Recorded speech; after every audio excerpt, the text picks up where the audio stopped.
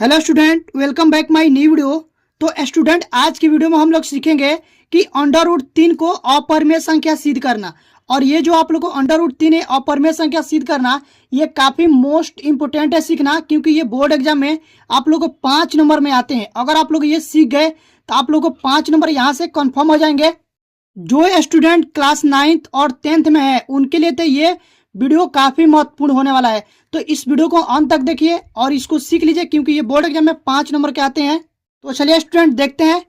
प्रश्न में आप लोगों को दिया रहेगा कि सिद्ध कीजिए कि अंडर रूट 3 एक अपरिमेय संख्या है। इसके जगह पर 2 भी हो सकता है, 5 भी हो सकता है, लेकिन आज की वीडियो में हम लोग 3 को देखेंगे। ठीक है ना। तो इसको सिद्ध कैसे करना है, तो सबसे पहले हम यहाँ पर लिखेंगे हल। देखो ये दिया है कि अंडर रूट 3 अपरिमेय संख्या है, तो इसका जस्ट उल्टा हम पहले मान लेंगे कि ये परिमेय संख्या है और उसको गलत साबित कर देंगे।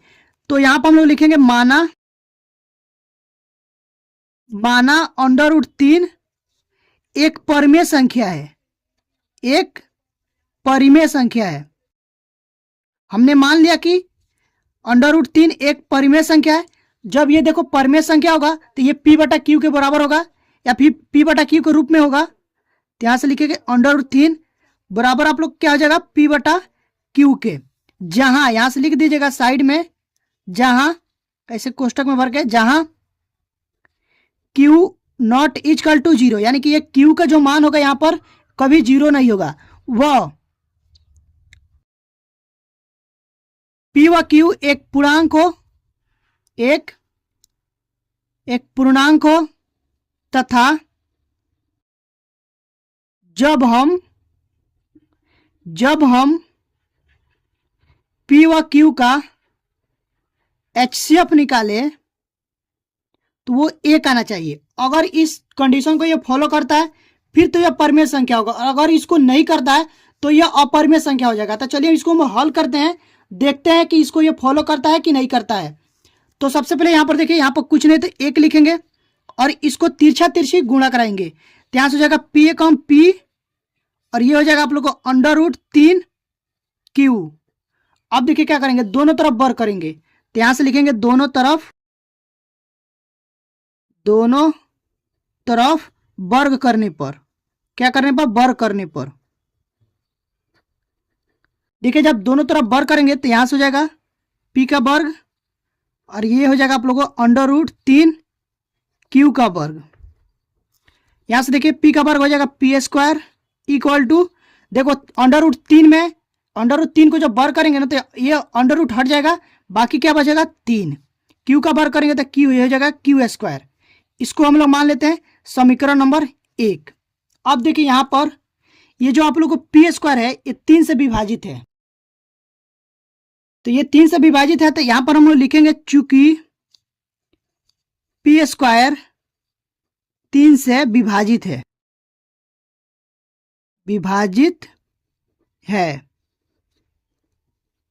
इसलिए P भी 3 से विभाजित होगा।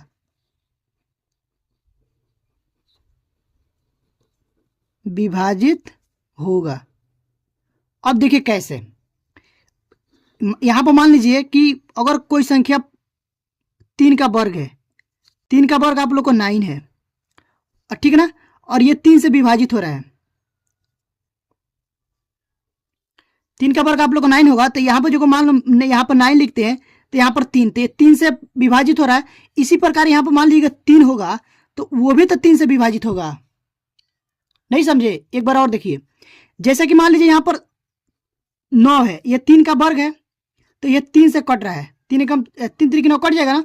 तो अगर कोई संख्या 3 होगा वो भी तो 3 से कट जाएगा ना, 3 एकम 3। तो कहने का मतलब यही है।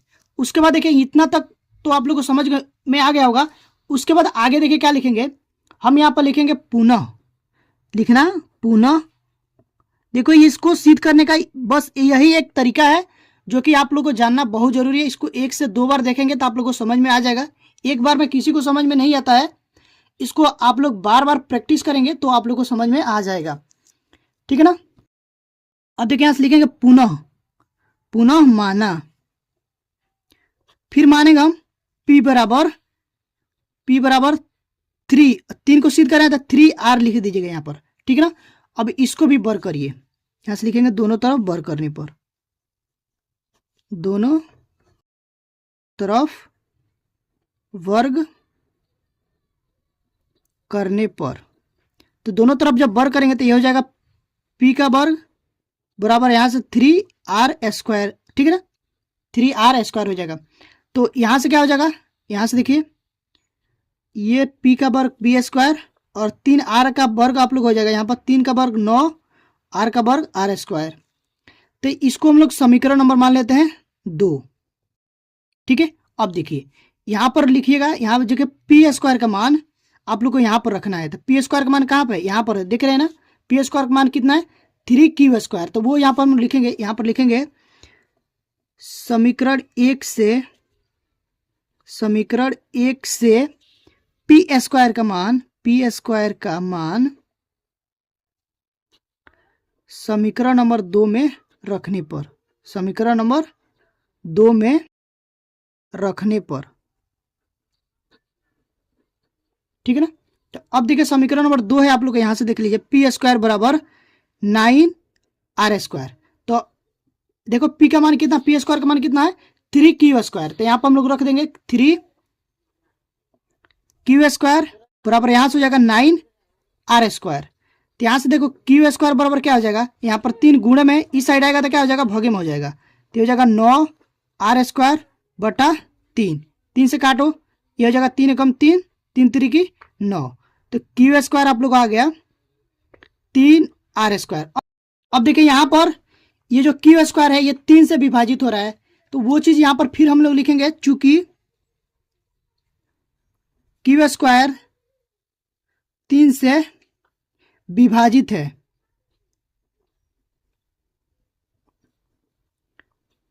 विभाजित है, इसलिए Q भी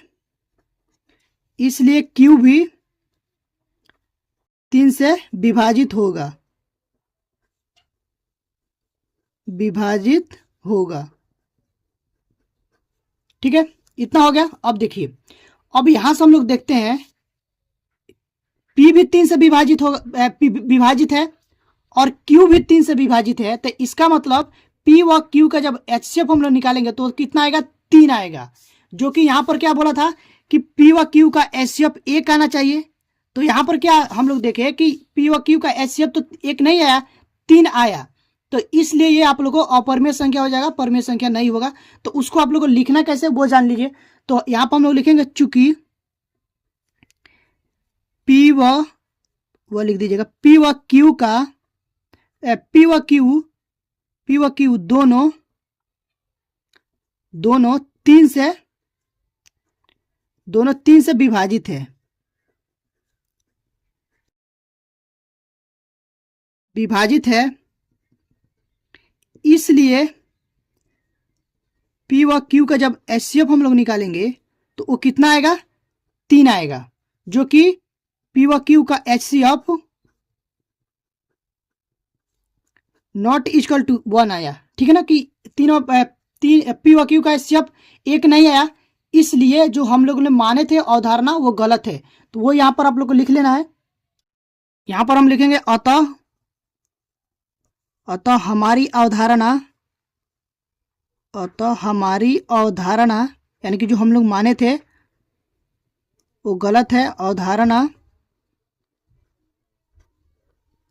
गलत है, इसलिए √3 एक अपरिमेय संख्या है, अपरिमेय संख्या है, ठीक है। तो इतना इस तरह से आप लोग को लिख लेना और यहां पर लिख लीजिएगा हैंस प्रूफ्ड। यहां पर देखो ये प्रूफ हो गया। तो एक बार मैं रिवाइज करा दे रहा हूं आप लोग को करना कैसे है। सबसे पहले क्या करिएगा, यहां पर लिख लीजिएगा हल, उसके बाद मान लीजिएगा इसको परिमेय संख्या, इसको मान लेंगे, अब उल्टा मान लेंगे कि ये परिमेय संख्या है।